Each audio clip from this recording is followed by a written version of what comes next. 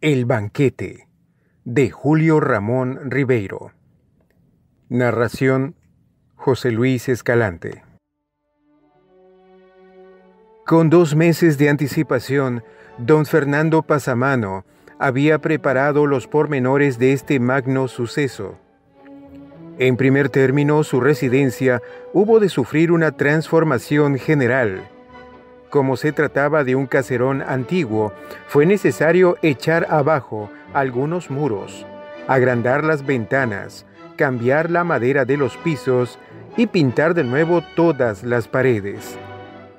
Esta reforma trajo consigo otras y, como esas personas que cuando se compran un par de zapatos juzgan que es necesario estrenarlos con calcetines nuevos, y luego con una camisa nueva, y luego con un terno nuevo, y así sucesivamente hasta llegar al calzoncillo nuevo, don Fernando se vio obligado a renovar todo el mobiliario, desde las consolas del salón hasta el último banco de la repostería. Luego vinieron las alfombras, las lámparas, las cortinas y los cuadros para cubrir esas paredes que, desde que estaban limpias, parecían más grandes. Finalmente, como dentro del programa estaba previsto un concierto en el jardín, fue necesario construir un jardín.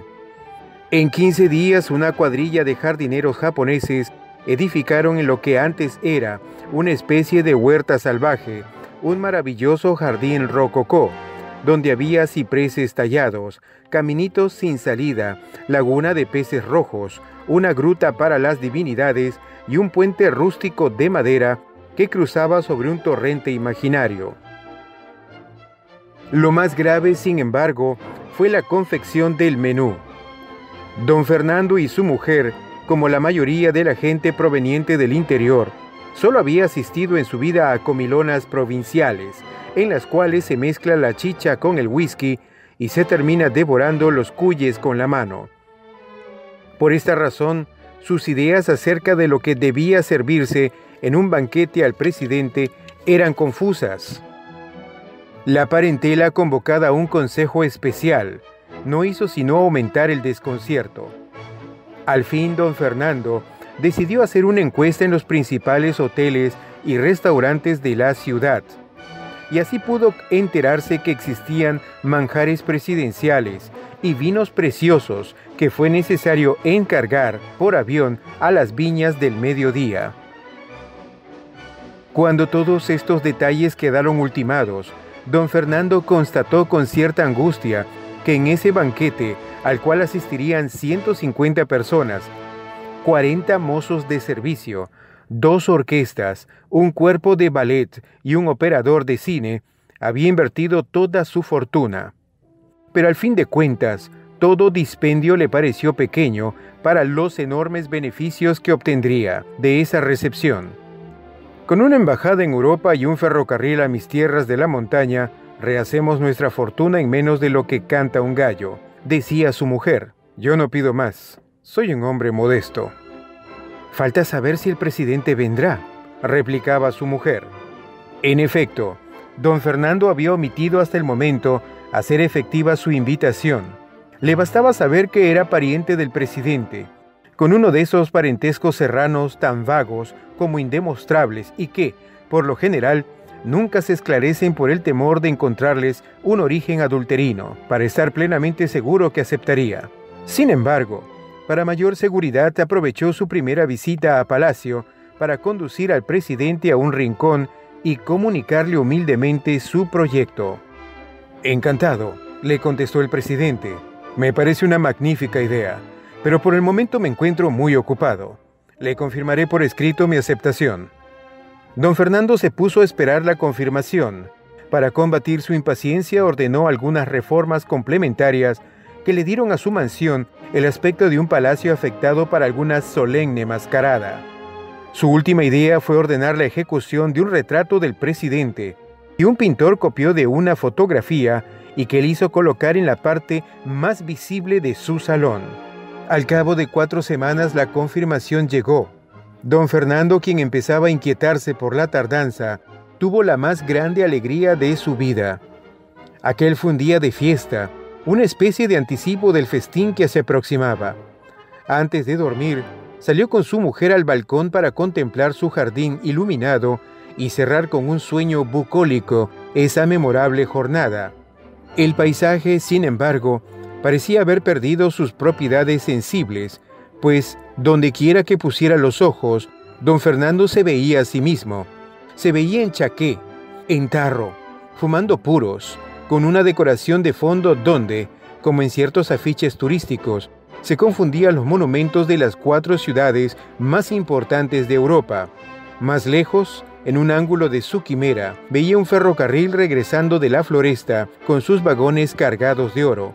Y por todo sitio, movediza y transparente, como una alegoría de la sensualidad, veía una figura femenina que tenía las piernas de una cocotte, el sombrero de una marquesa, los ojos de una tahitiana y absolutamente nada de su mujer. El día del banquete, los primeros en llegar fueron los soplones. Desde las 5 de la tarde estaban apostados en la esquina, esforzándose por guardar un incógnito que traicionaban sus sombreros, sus modales exageradamente distraídos y, sobre todo, ese terrible aire de delincuencia que adquieren a menudo los investigadores, los agentes secretos y, en general, todos los que desempeñan oficios clandestinos. Luego fueron llegando los automóviles. De su interior descendían ministros, parlamentarios, diplomáticos, hombres de negocio, hombres inteligentes. Un portero les abría la verja. Un ujier los anunciaba. Un valet recibía sus prendas y don Fernando en medio del vestíbulo les estrechaba la mano, murmurando frases corteses y conmovidas. Cuando todos los burgueses del vecindario se habían arremolinado delante de la mansión y la gente de los conventillos se hacía a una fiesta de fasto tan inesperado, llegó el presidente. Escoltado por sus edecanes, penetró en la casa y don Fernando, olvidándose de las reglas de la etiqueta, movido por un impulso de compadre, se le echó en los brazos con tanta simpatía que le dañó una de sus charreteras. Repartidos por los salones, los pasillos, la terraza y el jardín, los invitados se bebieron discretamente, entre chistes y epigramas, los 40 cajones de whisky. Luego se acomodaron en las mesas que les estaban reservadas. La más grande, decorada con orquídeas, fue ocupada por el presidente y los hombres ejemplares, y se comenzó a comer y a charlar ruidosamente, mientras la orquesta en un ángulo del salón trataba inútilmente de imponer un aire vienés. A mitad del banquete, cuando los vinos blancos del Rin habían sido honrados y los tintos del Mediterráneo comenzaban a llenar las copas, se inició la ronda de discursos. La llegada del faisán los interrumpió y solo al final, servido el champán, regresó la elocuencia y los panegíricos se prolongaron hasta el café para ahogarse definitivamente en las copas de coñac. Don Fernando, mientras tanto, veía con inquietud que el banquete, pleno de salud ya, seguía sus propias leyes, sin que él hubiera tenido ocasión de hacerle al presidente sus confidencias. A pesar de haberse sentado contra las reglas del protocolo a la izquierda del agasajado, no encontraba el instante propicio para hacer un aparte. Para colmo, terminado el servicio, los comensales se levantaron para formar grupos amodorrados y digestónicos, y él, en su papel de anfitrión, se vio obligado a correr de grupo en grupo para reanimarlos con copas de menta, palmaditas, puros y paradojas. Al fin, cerca de la medianoche, cuando ya el ministro de Gobierno, ebrio, se había visto forzado a una aparatosa retirada, don Fernando logró conducir al presidente a la salita de música, y allí, sentados en uno de esos canapés que en la corte de Versalles servía para declararse a una princesa o para desbaratar una coalición, le deslizó al oído su modesta demanda. «Pero no faltaba más», replicó el presidente. «Justamente queda vacante en estos días la embajada de Roma. Mañana en Consejo de Ministros propondré su nombramiento, es decir, lo impondré. Y en lo que se refiere al ferrocarril, sé que hay en diputados una comisión que hace meses discute ese proyecto. Pasado mañana citaré a mi despacho a todos sus miembros y a usted también para que resuelva el asunto en la forma que más convenga. Una hora después el presidente se retiraba, luego de haber reiterado sus promesas.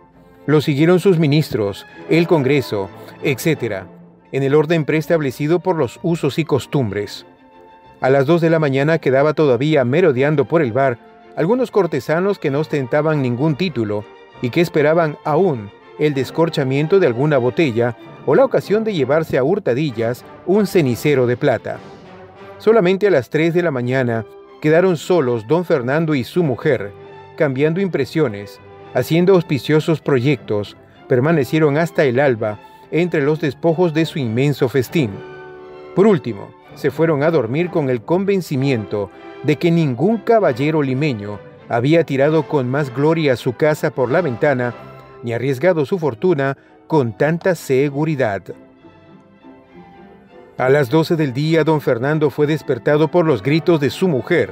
Al abrir los ojos, la vio penetrar en el dormitorio con un periódico abierto entre las manos. Arrebatándoselo, leyó los titulares y, sin proferir una exclamación, se desvaneció sobre la cama. En la madrugada, aprovechándose de la recepción, un ministro había dado un golpe de Estado y el presidente había sido obligado a dimitir.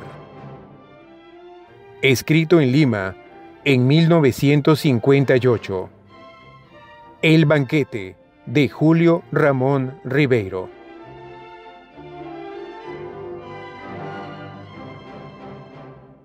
Hola, amigo, amiga que me escuchas. Mi nombre es José Escalante. Soy químico, naturista, locutor y narrador. Si te gusta mi trabajo, por favor apóyame suscribiéndote a mi canal y compartiendo estos audios en tus redes sociales. Te estaré inmensamente agradecido.